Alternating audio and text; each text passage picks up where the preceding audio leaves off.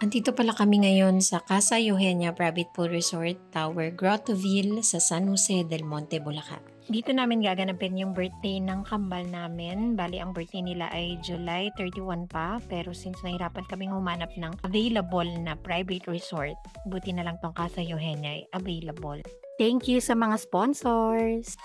Yung pinapakita na yan ay kitchen at dining. At ito naman ang living room. Fully air-conditioned na yung loob ng bahay na may dalawang split type, isa sa kitchen at isa sa living room. Actually, sa buong bahay with 3 bedrooms talaga siya. Pero since magkano lang yung budget natin, pwede 1 room and then 4 extra matrix sa living area.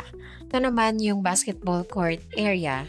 Tignan nyo naman kung gano'n nag-enjoy yung mga bata. Ito naman yung pool area. 5 feet at 2 feet. Sobrang ganda ng weather nung time na yan kaya yung mga bata naligo agad. Ito naman yung hagdan, paakyat dun sa slide. At pag akyat mo, meron ng treehouse tambayan. Ganda, di ba? Bago ka mag-slide, dyan ka na muna. Or pwedeng wag ka na mag-slide.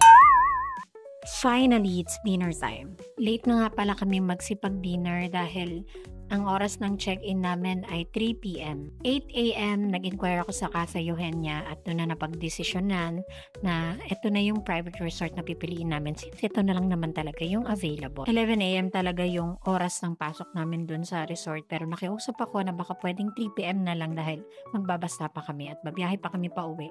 Tapos babiyahe pa ulit papunta. Kung traffic, 1 hour ang aabutin, te. Kaya pa lang kami magbabasa ng pagkain dahil gusto namin hindi na kami magdala ng mga kalde-kaldero dahil meron naman na sa resort. Again, thank you to our family sa foods, sa gifts at sa venue. From the bottom of our hearts. Ayun lang, tapos na. Babu!